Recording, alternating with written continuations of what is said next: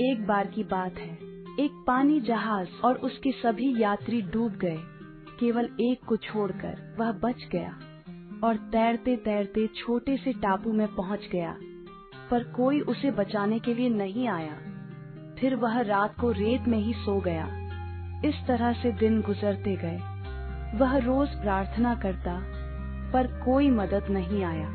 अब वह हार मान चुका था। उसने सारी उम्मीदें खो दी थी और टापू में झोपड़ा बनाकर रहने लगा। वह नारियल का पानी पीता, जंगल के फल खाता।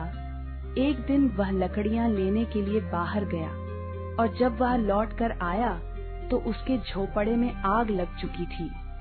यह देख वह बहुत उदास हुआ और ईश्वर को कोसने लगा। उसने कहा, ईश्वर, आप बहुत निर्दयी हो। मैंने मदद मांगी, आपने मदद नहीं भेजा। मैंने रहने के लिए झोपड़ा बनाया, आपने उसे भी जला दिया। ईश्वर, आप बहुत निर्दयी हो।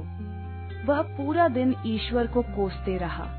रात हो गई और वह बाहर रेत में ही सो गया। सवेरे जब उसकी नींद खुली, तब उसने एक बड़े से पानी जहाज को सामने पाया। वह जहाज में चढ़ा और जहाज चलने लगा।